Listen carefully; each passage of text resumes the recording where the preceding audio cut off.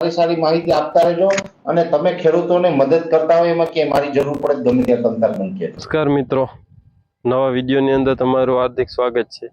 આજે આપણે જે પરેશભાઈ ગોસ્વામી છે, જેમનું નામ તો તમે સાંભળ્યું જ હશે, જે હવામાન નિષ્ણાત અને ખેડૂતને જે પ્રશ્ન હોય એમની પણ સાચી અને સારી માહિતી આપે છે.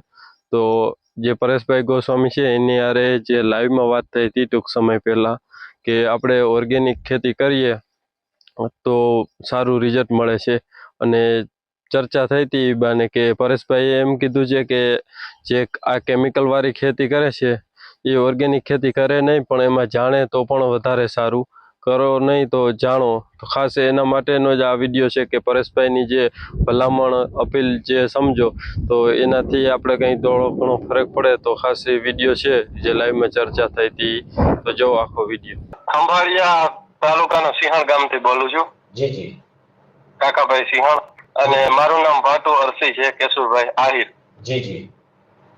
અને 5 વર્ષથી તમારા વિડીયો જોઉં છું, પણ પહેલી જ વાર કોલ કર્યો ને લાગી ગયો કોલ. ખૂબ ખૂબ અભિનંદન. બોલો બોલો. અમે ઓર્ગેનિક ખેતી કરીએ છીએ, ગાય માતા રાખી છે 10-12. સરસ સરસ, ખૂબ સરસ. તો અમારે યુટ્યુબ ચેનલ છે, તો જો મારું નામ AK આહિર, કાવ રિલેટેડ ફાર્મિંગ. જી જી. તો આપણે કેમિકલ જેમ બને એમ ઓછું વાપરીએ ને આ ખેતી કરીએ તો વધારે સારું એમ. સરસ સરસ. અને યુટ્યુબ ઉપર આ બધી ખેતી વિશે બતાવો છો તમે? હે? તમે જે ઓર્ગેનિક ખેતી કરો ગાય આધારિત, તમે યુટ્યુબ ઉપર બતાવો છો? હા સાહેબ, બધું ડીકમ્પોઝર, વેસ્ટ ડીકમ્પોઝર. તમારું યુટ્યુબ ચેનલનું નામ બોલીએ.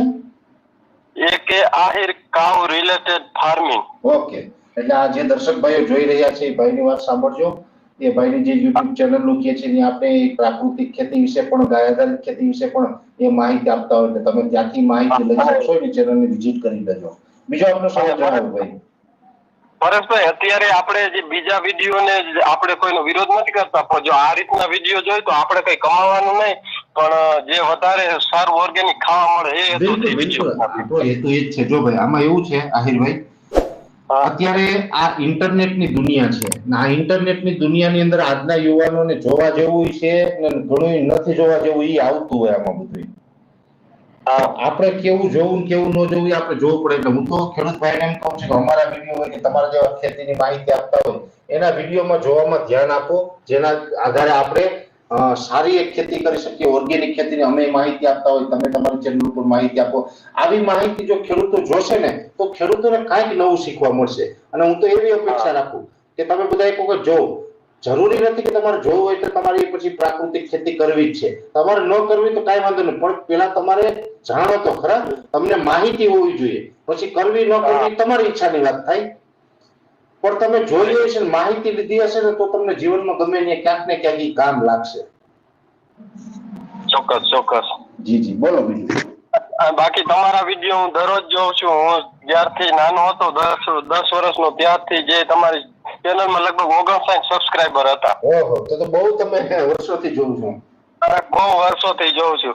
ઘણા તો એમ કેતા હોય કે એ સાચું ના હોય, તો મને વિશ્વાસ છે, ભલે આગાહી કરે. હા, આમાં તો જો આ દુનિયામાં છે ને બધા લોકો આપણી વાતમાં એગ્રી થઈ એની અપેક્ષા નહીં રાખવાની. એનું કારણ છે ભગવાન હતા ને, ભગવાન શ્રી કૃષ્ણ, એની વાતમાં બધા સહમત નહોતા. જો દુર્યોધન હતો ને, ભગવાન શ્રી કૃષ્ણની વાત નહોતો માનતો. હા, ઈ નહોતો માનતો. બરાબર. જો એની વાત માની ગયો એમની દુર્યોધન માની ગયો તો આ મહાભારત યુદ્ધ થાત. પણ એટલે અમારે ભગવાનની ઘણા નથી માન્યા. તો તમે હું તો સામાન્ય માણસ છે, આપણું એટલે આપણે એનો અફસોસ નહીં કરજો. અમે તો બહુ મોટું મન રાખીએ છીએ. હવે આમાં અત્યારે કેવું છે, આ તો આપણે વાત નીકળે એટલે હું તમારી સાથે શેર કરી દઉં આ લાઈવ કાર્યક્રમની અંદર. ઘણા બધા લોકોને શું હોય, અમે ઘણી આગાહી ન કરી હોય ને તો એમ કે પરેશભાઈ તમારી આગાહી ખોટી. આજે દ્વારકામાં એમાં વરસાદ પડ્યો. અમે 14 થી 20 માં વાર્ષિક કાર્યક્રમમાં ઉલ્લેખ કરેલો છે કે 14 થી 20 માં વરસાદ થશે. ગઈકાલે મેં આગાહી કરી હતી દરિયાકાંઠામાં જોર રહે. બરાબર. આજે એક ભાઈ કોમેન્ટ મને એવી કરી, પરેશભાઈ તમે તો એમ કહેતા હતા કે 17 તારીખે એક ટીપુય વરસાદનું પડવાનું નથી ને આ વરસાદ ક્યાંથી આવ્યો? જો હવે આવું નહીં કે કીધું નથી છતાં આવી કોમેન્ટ કરે એટલે ખોટા માણસો હોય, એમાં ધ્યાન નહીં દેવાનું. બહુ ઈ છે ને એની માનસિકતા ખરાબ હોય. ઈ માનસિક રીતે બીમાર માણસો હોય.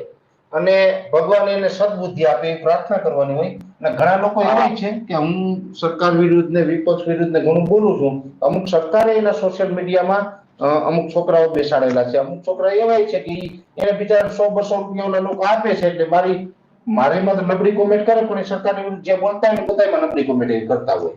એનું કામ જ એ હોય, એને મજૂર તરીકે રાખ્યા હોય. અમુક એવા હોય તો હવે એ ભલે ને મને નબળી કોમેન્ટ કરીને એનાથી એનું રોજગારી હાલતી હોય, 200 એને મળતા હોય, મને શું વાંધો?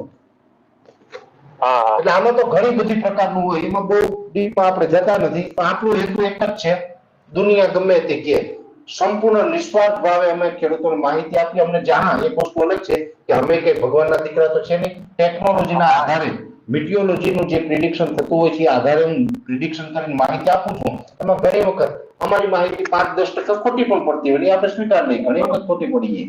પણ એ ઈરાદો ન હોય, ખોટી માહિતી આપવાનો ઈરાદો ન હોય, પણ 10% તો કદાચ ગમે એ આગાહી કરે એની ખોટી પડે. હવામાન વિભાગના અધિકારીઓ છે એ 1.5 લાખ 2 લાખ નો પગાર લે, એ આપણે ટેક્સના પૈસામાંથી પગાર લે, એ આગાહી આપે એની ઘણી વખત ખોટી પડે છે. તો હું તો તમને મફતમાં આગાહી આપું છું, હું ક્યાં કોઈ પાસે લેવા તો નથી આવતો કઈ. હવે એ બધું મારે પબ્લિકને ના સમજાવવા છે ભાઈ, કેમ કે આ બધાની માનસિકતા સરખી ના હોય. એટલે અમે તો નિસ્વાર્થ ભાવે આગાહી કરીએ, નિસ્વાર્થ ભાવે ખેતીની માહિતી આપીએ. અમે તો ઘણી દવા, બિયારણ, ખાતરની માહિતી આપતો હોય. ઘણા એમ થતું છે પરેશભાઈ શું અમે પૈસા લીધા છે, 1 રૂપિયો કોઈ દિવસ કોઈ કંપની પાસે લીધો એ સાબિત કરીએ ને, એનું જિંદગીભર ગુલામ બની જાય. અમે ક્યારેક કોઈ પાસે પૈસા નથી લેતા. એટલે આ ટાઈપનો કામ છે, કરતા રહીએ છીએ અમે તો. અમારે અહીંયા આજનો વરસાદ 7-7.5 જેવો છે. હા, તમારી બાજુ વરસાદ આજે બહુ પડી ગયો, મેસેજ મળ્યા છે મને. હા, અને જેમ બને મારી ચેનલ છે ને સપોર્ટ કરે એમ થોડીક ભલામણ કરી દેજો. તમે લાઈવમાં બોલ્યા છે, લાઈવમાં હું કહું છું કે આ ભાઈની ચેનલને જે નામ આપ્યું એને તમે તારે સબસ્ક્રાઇબ કરજો, અને ત્યાં ભાઈના ખેતી આધારિત વિડીયો આવે એ જોજો, જેથી કરીને અન્ય ખેડૂત ભાઈઓને માહિતી મળી શકે. આપણે કોઈ જાતનું એડિટિંગ કરવું કે એ કઈ નહીં, જે રિયલ હોય એ જ બતાવશું. ના, ચોક્કસ. બરોબર, કોઈ જાતનું એડિટિંગ નહીં, એવું કઈ નહીં, આપણે રિયલ હોય જ બતાવીશું. સારી માહિતી આપતા રહેજો, સારી માહિતી આપતા રહેજો. અને તમે ખેડૂતોને મદદ કરતા હોય એમાં કે મારી જરૂર પડે ગમે ત્યાં તમતાર મને કહેજો. હા, જી, ધન્યવાદ.